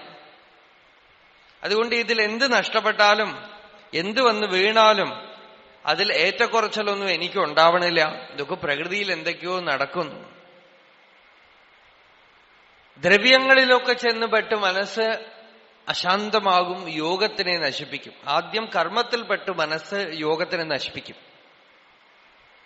ഈ കർമ്മം ചെയ്യുമ്പോ ഞാൻ കർത്താവാണെന്ന് ധരിച്ച് യോഗത്തിനെ നശിപ്പിക്കും. നിങ്ങൾക്ക് തന്നെ കാണാമത്. ദ്രവ്യത്തിൽപ്പെട്ട് യോഗത്തിനെ നശിപ്പിക്കും. പണം, വീട്, വസ്തുക്കള്, വാഹനം, എന്തിലെങ്കിലുമൊക്കെ വെറുതെ ടെൻഷൻ അടിച്ചും ചിന്തിച്ചും വിഷമിച്ചും വളരെ വിലപ്പെട്ട ജീവിതത്തിനെ നശിപ്പിക്കും. ആ ദ്രവ്യത്തിനെയും മനസ്സിൽ കടത്താതിരിക്കാൻ ദ്രവ്യം മുഴുവൻ, ആ ദ്രവ്യത്തിലൊന്നും ഈഗോ കടക്കാതിരിക്കുന്നു എന്നാണ്. യസ്യ ന സ്വഹ പരയിതി വിത്തേഷു ആത്മനിവാഭിത സർവഭൂത സമശാന്ത സവൈ ഭാഗവതോത്തമ. അപ്പൊ ഒന്നിലും എന്നുവെച്ചാൽ വ്യവഹാരത്തിന് വേണ്ടി നിങ്ങൾ ചില നിയമങ്ങളൊക്കെ അംഗീകരിച്ചാലും കാര്യത്തിൽ വരുമ്പോ അത് നിങ്ങളെ ബാധിക്കാതിരിക്കുകയാണെങ്കിൽ നിങ്ങൾ രക്ഷപ്പെട്ടു. അത് ദ്രവ്യാദ്വൈതം. മൂന്നാമത്തത് ഭാവാദ്വൈതമാണ്. ഭാവാദ്വൈതം ഇപ്പൊ പറഞ്ഞു. മുണ്ടില് നൂലും എന്ന വണ്ണം നൂലൊക്കെ എടുത്ത് മാറ്റിയാൽ മുണ്ടില്ല. അതുപോലെ പ്രപഞ്ചം മുഴുവനും ആ ആത്മാവിനാൽ വ്യാപ്തമായിരിക്കുന്നു. പുറമേക്കൊരു വസ്തുക്കളും അതല്ലാതെയില്ല എന്ന ഉറപ്പ്. സ്വർണം കൊണ്ട് ആവരണമെന്ന വണ്ണം ബോധം കൊണ്ട് ജഗത്തിൽ അനേക നാമരൂപങ്ങൾ കാണപ്പെടുന്നു. ഇവിടെ പലത് അല്പം പോലുമില്ല എന്നുള്ള ദാർഢ്യമാണ് ഭാവാദ്വൈതം. എന്നാ ഒരു തമാശ നോക്കണം. ഭക്തിഗ്രന്ഥമായ ഭാഗവതം ഭാവാദ്വൈതം, ക്രിയാദ്വൈതം, ദ്രവ്യാദ്വൈതം എന്ന് പറയുന്നു. ജ്ഞാനഗ്രന്ഥമായ യോഗവാസിഷ്ഠത്തിൽ വസിഷ്ഠൻ ഉപദേശിച്ചിട്ട് രാമനോട് പറയാണ്, ഭാവാദ്വൈതം സദാ കുര്യാത് ക്രിയാദ്വൈതം ന കർഹിച്ചിത്. അദ്വൈതം ത്രിഷു ലോകേഷു ന അദ്വൈതം ഗുരുണാസഹ. ഒരു തമാശയാണ്. ഭക്തിഗ്രന്ഥമായ ഭാഗവതം പറയുന്നു, മൂന്നും അദ്വൈതമാക്കി തീർത്താൽ മൂന്ന് സ്വപ്നങ്ങളിൽ നിന്നും നീ ഉത്ഥാനം. ഒരു തമാശ എന്താന്ന് വെച്ചാൽ, ഭക്തിഗ്രന്ഥമായ ഭാഗവതം വളരെ ലളിതമെന്ന് നമ്മൾ വിചാരിക്കുന്ന ഭാഗവതത്തിന് ഒറ്റ ഉദ്ദേശമേ ഉള്ളൂ. കുടുംബവും കടപ്പാടവും വിട്ട് നിങ്ങൾ തെരുവിലിറങ്ങി ഭിക്ഷാന്തകികളാകണം. ഭാഗവതത്തിന്റെ ടോൺ അതാണ്. പക്ഷെ ഭാഗവതമാണ് എല്ലാവരും പിടിച്ചിരിക്കുന്നത്. വാസിഷ്ഠത്തിന്റെ ടോൺ എന്താന്ന് വെച്ചാൽ, നിങ്ങൾ എവിടെ ഇരുന്നാലും ഏത് ഇതിലിരുന്നാലും ഒരു സൈഡിൽ യു ഷുഡ് ബി പ്രാക്ടിക്കൽ, വേറെ ഒരു സൈഡിൽ ജ്ഞാനിയായിട്ടും ഇരിക്കണം എന്നാണ് വാസിഷ്ഠം. നമ്മൾ വിചാരിക്കുന്നത് എന്താ, ജ്ഞാനഗ്രന്ഥങ്ങളൊന്നും എല്ലാവർക്കും പറ്റില്ല, ഭാഗവതമാണ് നമുക്ക് ലളിതം എന്നാണ്. അത് നല്ലതാണ്. അത് വ്യാസൻ പഴത്തിൽ സൂചി കുത്തണ പോലെ ഒരു കുത്തുകുത്തിയതാ. എളുപ്പം എന്ന് പറഞ്ഞിട്ട് ഇങ്ങനെ കയറട്ടെ എന്ന് പറഞ്ഞിട്ട് ചെയ്ത പണിയാത്. വാസിഷ്ഠത്തിൽ പറഞ്ഞു, ഭാവാദ്വൈതം സദാ കുര്യാത്. ഭാവത്തിൽ അദ്വൈതത്തിന് എപ്പോഴും വെച്ചോളുക. ക്രിയാദ്വൈതം ന കർഹിജിത്. കർമ്മത്തിൽ അദ്വൈതത്തിനെ കാണിക്കരുത്. അതൊക്കെ പ്രാക്ടിക്കലായിട്ട് എങ്ങനെ ലോകത്തിൽ വേണമോ അതുപോലെ ഇരുന്നോളൂ. പുറമേക്ക് നാടകത്തിൽ എന്ന വണ്ണം നടിച്ചുകൊള്ളുക. രാമൻ രാജാവാൻ പോണ ആളാണേ. അപ്പൊ രാമനോട് വസിഷ്ഠൻ പറയണത്, പുറമേക്ക് കോപം കാണിച്ചുകൊള്ളൂ, പുറമേക്ക് ആളുകളെ ആജ്ഞാപിച്ചോളൂ, പുറമേക്ക് എല്ലാവരും നിർത്തേണ്ട സ്ഥലത്ത് നിർത്തിക്കൊള്ളൂ, എല്ലാവരും ആത്മാവാണെന്ന് പറഞ്ഞ് അടുത്തൊന്നും അടുപ്പിക്കൊന്നും വേണ്ട, ഒക്കെ അവിടെ നിർത്തുക. ഉള്ളിൽ സത്യം അറിഞ്ഞുകൊള്ളുക. പുറമെ എല്ലാം ചെയ്യുമ്പോഴും ഉള്ളിൽ ഞാൻ ചെയ്യണു എന്നുള്ള ഭാവം ഉദിക്കാതിരിക്കട്ടെ. പുറമേക്ക് കോപവും മറ്റുമൊക്കെ കാണിക്കുമ്പോഴും ഉള്ളിൽ ഒരു ചലനവും ഇല്ലാതിരിക്കട്ടെ, ശാന്തി ഇരിക്കട്ടെ എന്നൊക്കെയാണ് വാസിഷ്ഠം. ഭാഗവതത്തിൽ ഗോപസ്ത്രീകൾ പറഞ്ഞു, വിവരമുള്ളവർ ഈ പുസ്തകം തുടരുത് എന്നാണ്.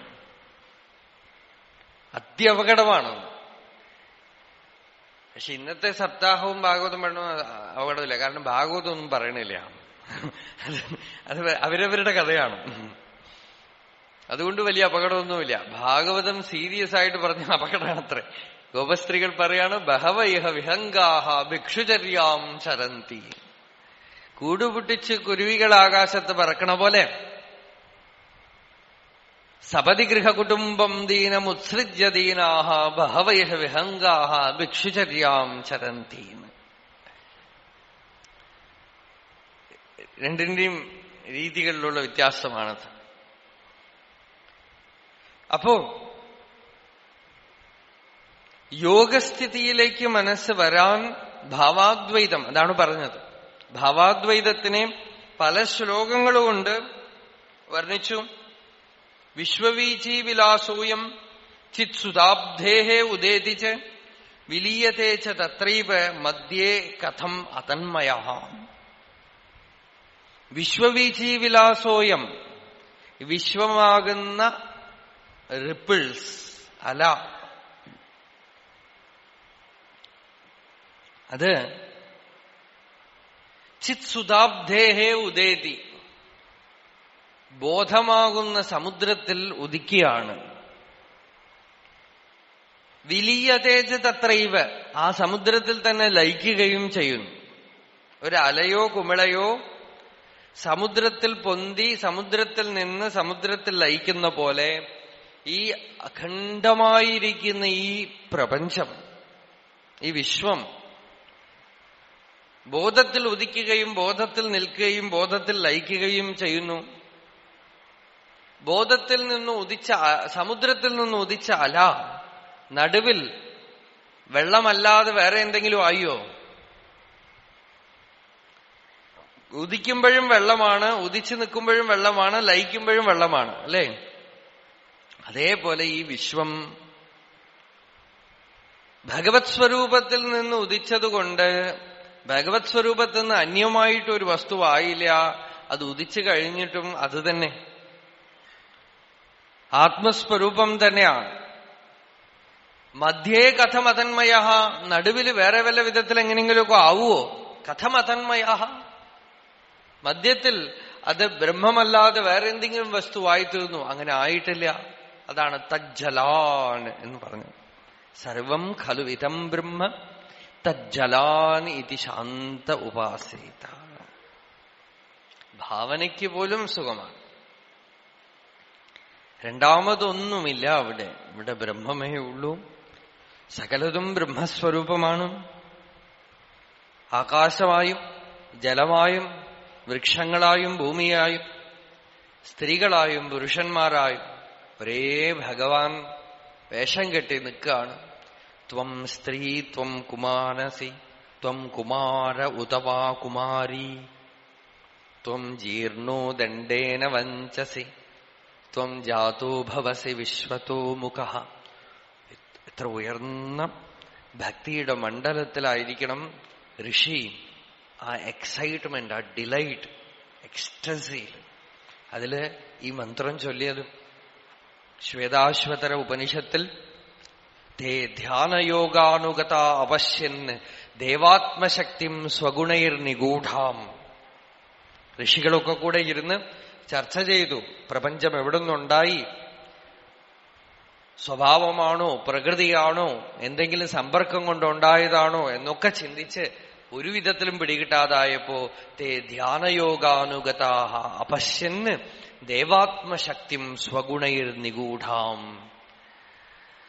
അന്തർമുഖമായി ആരാഞ്ഞു ചെന്ന് ഉള്ളിൽ യോഗസ്ഥിതിയിലിരുന്നപ്പോ ദേവന്റെ ആത്മാവിന്റെ ശക്തിയെ അവരുള്ളിൽ കണ്ടു.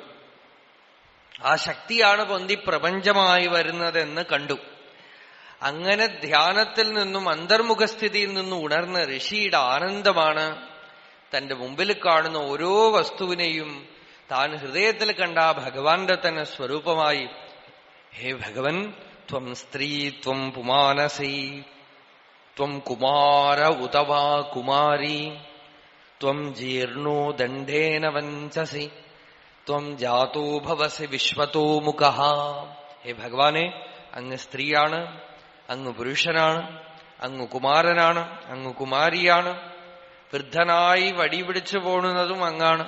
ദണ്ഡേന വഞ്ചസിത്വം ജാതോ ഭവസി വിശ്വതോ മുഖഃ. വിശ്വത്തിൽ എവിടെ നോക്കിയാലും ഭഗവാനെ അങ്ങയുടെ സ്വരൂപമാണ്. അപ്പൊ ഇതാ ഒരു പക്ഷി പറന്നു പോകുന്നു ആകാശത്തിൽ. ഇതൊക്കെ നമ്മൾ ഭാവന ചെയ്യണം. കാട്ടിലിരിക്കുന്ന ആ ഋഷി വനാന്തരത്തിലിരുന്ന് ആനന്ദമനുഭവിക്കുന്ന ആ മുനിക്ക് മുമ്പിലൂടെ ഒരു തത്ത പറന്നു പോകുന്നു. ആ തത്തയെ കണ്ടു പറയാണ്, നീലഃ പതംഗോ ഹരിതോ ലോഹിതാക്ഷ. അപ്പൊ ആകാശത്തിൽ ഇടിവെട്ടി മഴ പെയ്യാൻ തുടങ്ങി. തടിത് ഗർഭ, ആ വെള്ളം ഒലിച്ചിങ്ങനെ സമുദ്രത്തിലേക്ക് പോകും. ഋതവഃ സമുദ്രാഹ. ഇതൊക്കെ ഭഗവാനെ അങ്ങയുടെ സ്വരൂപമാണ്. ഇതിനൊക്കെ വെച്ചുകൊണ്ടാണ് ഭാഗവതത്തിലും പറഞ്ഞത് ഖം വായും അഗ്നിം സലിലം മഹീം ച ജ്യോതിംഷി സത്വാനി ദിശോ ദ്രുമാദീൻ സരിത് സമുദ്രാംശ ഹരേഹേ ശരീരം. ഹരിയുടെ ശരീരമാണതൊക്കെ. യത്കിഞ്ച ഭൂതം, എന്തൊക്കെ കാണപ്പെടുന്നു അതൊക്കെ പ്രണമേത് അനന്യ, ആത്മാവിൽ നിന്ന് അന്യമായ ഒന്നുമില്ലെന്ന ഭാവത്തോടെ നമിക്കൂ എന്നാണ്.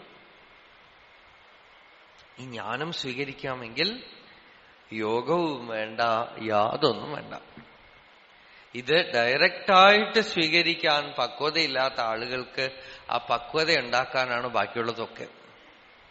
അവസാനം ഉദ്ധവർ ഭാഗവതത്തിൽ പറയുന്നുണ്ട്, ഭഗവാനെ എനിക്ക് വയ്യ, ഞാൻ ഇനി എത്ര കാലം സാധന ചെയ്യും? വയസ്സ് 120 വയസ്സായിരിക്കും. ഇനി പ്രാണായാമം ചെയ്യൂ, ചക്രശ്വാസം വലിക്കാനൊന്നും ഇനി പറ്റില്ല. ചക്രശ്വാസം എന്ന് പറഞ്ഞാൽ അറിയോ? ചക്രം പോലെ ശ്വാസം വിടുക, അതാണ് ചക്രശ്വാസം. അപ്പൊ ഇപ്പൊ ചക്രശ്വാസം ധാരാളം പേർക്ക് ചക്രശ്വാസത്തിൽ ഇൻട്രസ്റ്റ് ഉണ്ട്. ഇത്തിരി ചക്രശ്വാസം വിട്ടാൽ കുറച്ചു നേരത്തേക്ക് ഒരു സുഖം കിട്ടും, പിന്നെയും മനസ്സ് ചലിക്കണം. അപ്പൊ ഉദ്ധവര് പറയാണ് ഗുരുവായൂരപ്പനോട്, ഇനി എനിക്ക് ഈ ചക്രശ്വാസം വിടാനൊന്നും വയ്യ. ചക്രമേ, ചക്രം വിഷ്ണുവിന്റെ കയ്യിൽ ചക്രല്ലേ, അതുപോലെ ശ്വാസം വിടാം. അത് കുറച്ചു നേരത്തേക്ക് ഒരു സുഖം ഉണ്ടാവും, പിന്നെയും മനസ്സ് ചലിക്കും.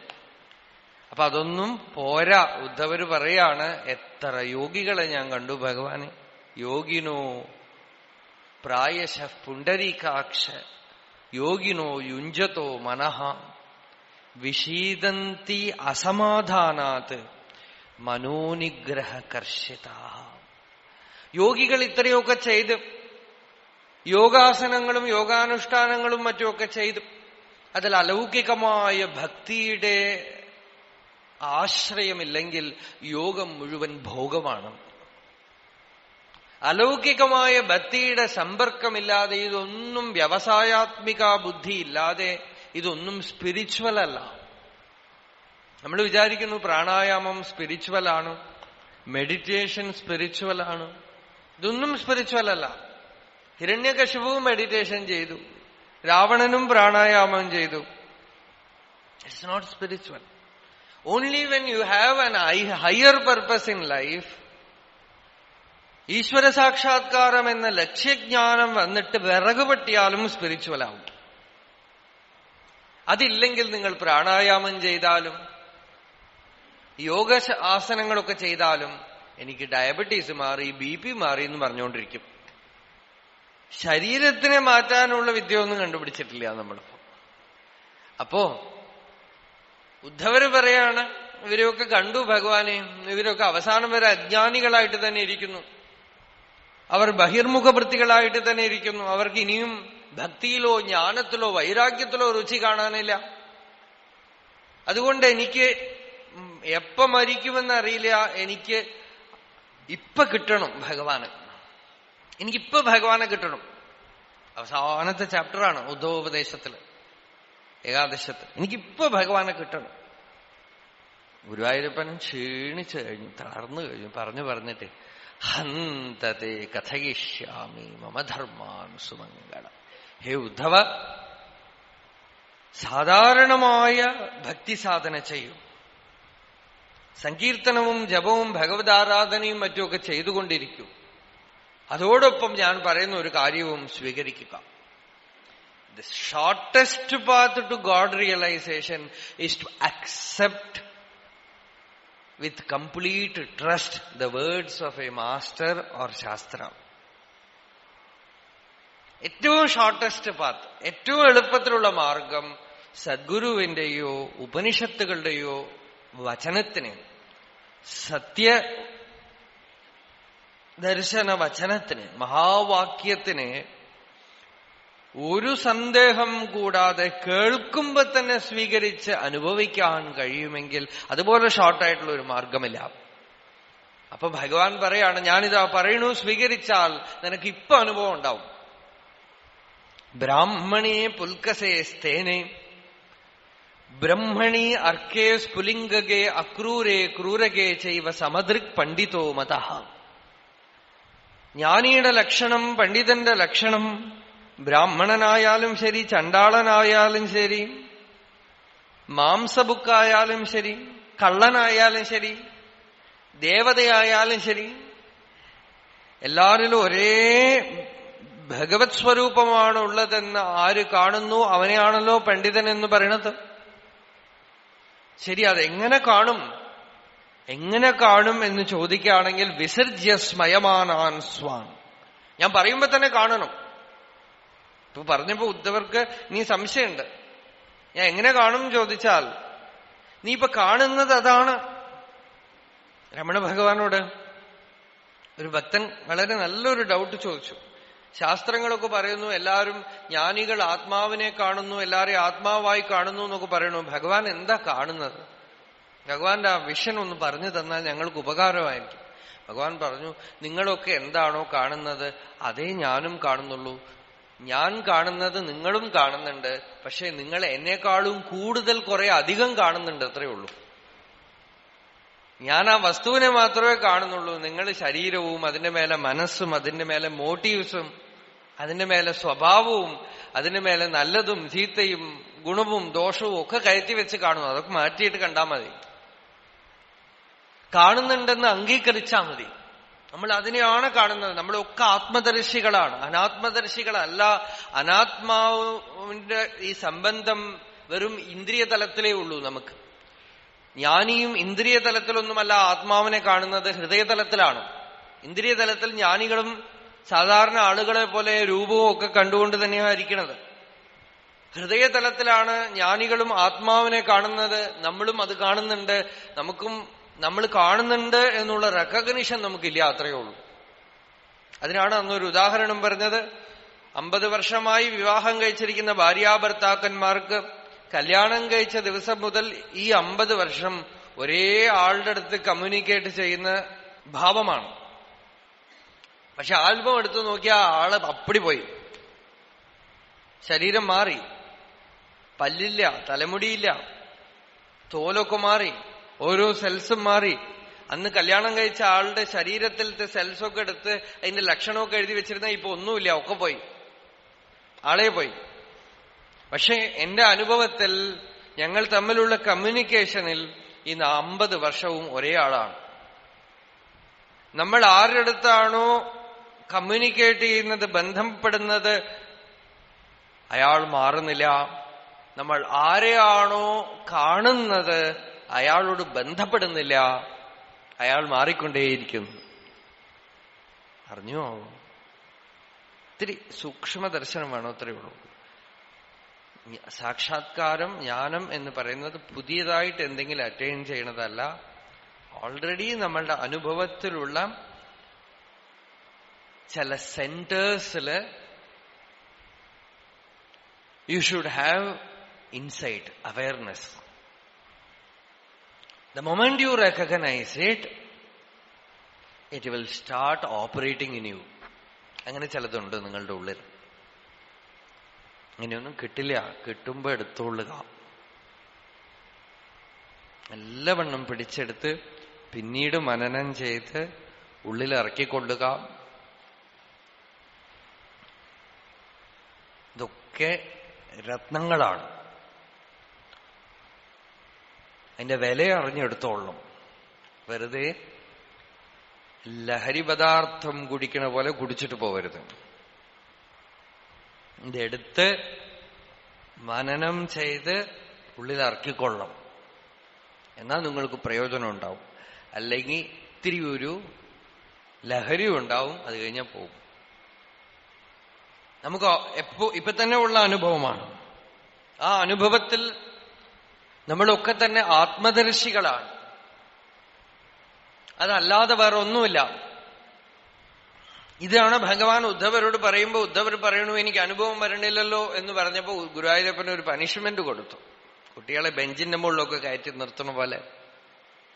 എന്നാ ഒരു കാര്യം ചെയ്യൂ, ലജ്ജയൊക്കെ വിട്ട്, ദേഹത്തിനെ ആശ്രയിച്ചിട്ടുള്ള ലജ്ജ വിട്ട്, വിസർജ്യ സ്മയമാനാൻ സ്വാൻ. പലരും കണ്ട് കളിയാക്കി ചിരിക്കും, അതൊന്നും ശ്രദ്ധിക്കരുത്.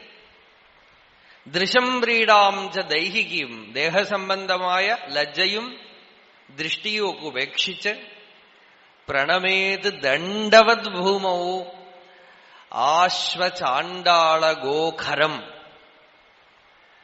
നായ, ചണ്ടാളൻ, കഴുത എന്നുള്ള ഭേദമൊന്നുമില്ലാതെ ഏറ്റവും ഉയർന്ന പണ്ഡിതൻ മുതൽ ഒരു കഴുത വരെ ഏതു വസ്തുവിനെ കണ്ടാലും ഇത് കഴുതയാണെന്നും ഇത് നായാണെന്നും ഇത് ചണ്ടാളനാണെന്നും ഇത് ബ്രാഹ്മണനാണെന്നും ഇത് ദിവ്യമാണെന്നും ഇത് ദിവ്യമല്ലെന്നും ഉള്ള സെഗ്രിഗേഷൻ പോകുന്നവരെ സർവ്വ വസ്തുക്കളെയും റോട്ടിലാണെങ്കിലും വീണ് നമസ്കരിക്കുക. ഇത് പനിഷ്മെന്റാണ്. കാരണം 60 വയസ്സാവുമ്പോ ചിലര് നമസ്കരിക്കുമ്പോ ഇങ്ങനെയാണ് നമസ്കരിക്കണം. നിന്നടത്തുനിന്ന് അവർക്ക് നമസ്കരിക്കണമെന്നുണ്ടോ? പാവം പറ്റണില്ല. അവര് പറയണത് കുനിയാൻ വയ്യ, ഇവിടെ ബാക്ക് പ്രോബ്ലം ഉണ്ട് എന്നൊക്കെ പറയും. ഇത് കൃഷ്ണന്റെ ഒരു കുറുമ്പാണ്. 120 വയസ്സായിട്ടും കുറുമ്പ് പോയിട്ടില്ല. 120 വയസ്സിൽ ഒരാളുടെ അടുത്ത് പറയാണ് സകലവരെയും കണ്ട് നമസ്കരിക്കുന്നത്.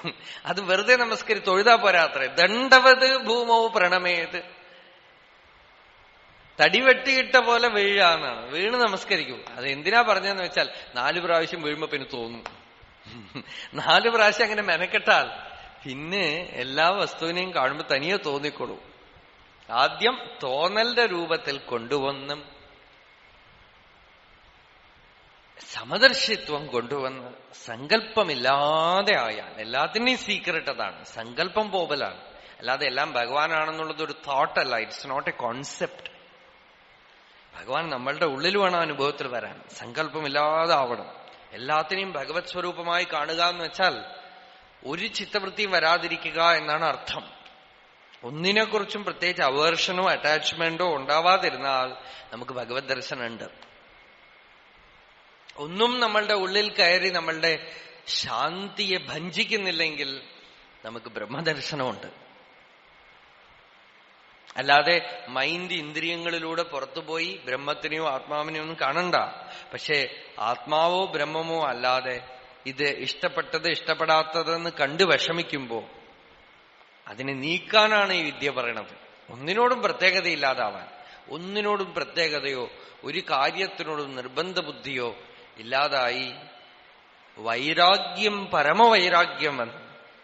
ലോകത്തിലെ പല വസ്തുക്കളെയും കണ്ട് ഇനി മനസ്സ് പുറത്തിടരുത്. ശരീരം കൊണ്ടൊക്കെ ചെയ്യേണ്ടതൊക്കെ ചെയ്യാം, ഇനി ഒന്നും പുറത്തിടരുത്, കഴിഞ്ഞു. ഇനി ഉള്ളിൽ ആ സത്യത്തിനെ കണ്ട് രമിക്കണം, ആ സത്യത്തിൽ പ്രതിഷ്ഠിതനാവണം. ശയ്യന തള്ളിറ് ശൈവിനൈ ചുടും. രമണ ഭഗവാൻ അക്ഷരമണമാലയിൽ പറഞ്ഞു, Arunachala, if I move away from this centre, the fire of prarabdha will burn me. If I move away from truth, falsehood will burn me. ഭഗവാൻ ഭഗവത് പദത്തിൽ നിന്ന് എന്നെ പിടിച്ച് ഇത്തിരി തള്ളിയാൽ, അങ്ങോട്ട് കാലുവെച്ചാൽ, ഇവിടെ അനേക വസ്തുക്കൾ, എന്റെ പ്രാരബ്ധകൃതമായ വസ്തുക്കൾ സജ്ജമായിട്ടിരിക്കുന്നുണ്ട് പിടിച്ചോണ്ട് പോവാൻ. അതിലൊന്നും പെട്ടുപോവാതിരിക്കണം. ആ പെട്ടുപോവാതിരിക്കലാണ് യോഗം. ആ യോഗത്തിനാണ് സമുദ്രത്തിൽ നിന്ന് കുമിളയും അലയും പൊന്തണ പോലെ ജഗത്തിലെ എല്ലാ നാമരൂപങ്ങളും സത്യത്തിൽ നിന്നും, അനന്തതയിൽ നിന്നും, പൂർണ്ണത്തിൽ നിന്നാണ് വന്നിരിക്കുന്നത്. പൂർണ്ണത്തിൽ നിന്നും ഒരിക്കലും അപൂർണമുണ്ടാവില്ല. അതാണ് പൂർണ്ണമദഃ പൂർണ്ണമിദം പൂർണ്ണാത് പൂർണ്ണമുദച്യതേ പൂർണ്ണസ്യ പൂർണ്ണമാദായ പൂർണ്ണമേവ അവശിഷ്യതേ. പൂർണ്ണത്തിൽ നിന്ന് അപൂർണം ഉണ്ടാവില്ല. യഥാ നതോയതോ ഭിന്നാഹ ഫേനോർമി ഹിമബുദ്ബുദാഹ ആത്മനോപി തഥാ അഭിന്നം വിശ്വം ആത്മവിനിർഗതം. ആത്മാവിൽ നിന്നും വന്നിട്ടുള്ള ഈ വിശ്വം സമുദ്രത്തിൽ നിന്നും വന്നിട്ടുള്ള അലകുമളം നൊരാപത പോലെ വേറെയല്ല, ആത്മാവ് തന്നെയാണ്. ഫലപത്ര ലതാപുഷ്പ ശാഖാവിടപിമൂലവാൻ വൃക്ഷബീജേ യഥാ വൃക്ഷ കഥേതം ബ്രഹ്മണി സ്ഥിതം. ഫലം, പത്രം, വള്ളി, പൂവ്, വേരുകള്, ആ മഹാവൃക്ഷം, ഇതൊക്കെ തന്നെ വൃക്ഷത്തിന്റെ ഒരു വിത്തിന്റെ ഉള്ളിൽ ഇരിക്കുന്ന പോലെ ഈ പ്രപഞ്ചം മുഴുവൻ സത്യത്തില് ബ്രഹ്മത്തില് സ്ഥിതമാണ്. ആത്മനോപി തഥാ വിശ്വം ആത്മന്യേവലയം വ്രജേത് മൃതികുംഭോ ജലേ വീചി കനകേ കുണ്ടലം യഥാ. ആത്മജ്ഞാനാത് ജഗദ്ഭാതി ആത്മ അജ്ഞാനാത് ജഗദ്ഭാതി ഹ്യാത്മജ്ഞാനാത് നിവർത്തതേ രജ്ജു അജ്ഞാനാത് അഹിർഭാവതി തജ്ഞാനാച്ഛ നിവർത്തതേ. ആത്മാവിനെ അറിയാത്തത് കൊണ്ടാണ് സങ്കല്പവികൽപാത്മകമായ ജഗത്ത് നമ്മളെ ചാലഞ്ച് ചെയ്തുകൊണ്ട് നമ്മളുടെ മുമ്പിൽ നിൽക്കുന്നത്. ഇതെന്താണ് അതെന്താണെന്ന വിധത്തിൽ ഒന്ന് കണ്ടുപിടിച്ചാൽ വേറെ ഒന്ന്, ഒരു മരുന്ന് കണ്ടുപിടിച്ചാൽ വേറെ ഒരു വ്യാധി. ശാസ്ത്രം ഒരു പ്രശ്നം പരിഹരിച്ചാൽ 1000 പ്രശ്നങ്ങൾ. ഇങ്ങനെ ഈ ജഗത്ത് നമ്മളെ കളിയാക്കിക്കൊണ്ട് നമ്മളുടെ മുമ്പിൽ നിൽക്കുന്നത് ആത്മ അജ്ഞാനാത് ജഗദ്ഭാതി, കാണുന്നവനെ ശ്രദ്ധിക്കാതെ കാഴ്ചയിൽ വീഴുന്നത് കൊണ്ടാണ്. ആത്മജ്ഞാനാത് നിവർത്തതേ. കാണുന്നവനെ ശ്രദ്ധിച്ചറിഞ്ഞാലോ, ശ്രദ്ധ കാണുന്നവനിൽ പോയാൽ ദൃശ്യം തനിയെ പോവും. ദൃശ്യം ഉണ്ടെങ്കിലും it will not suck your energy.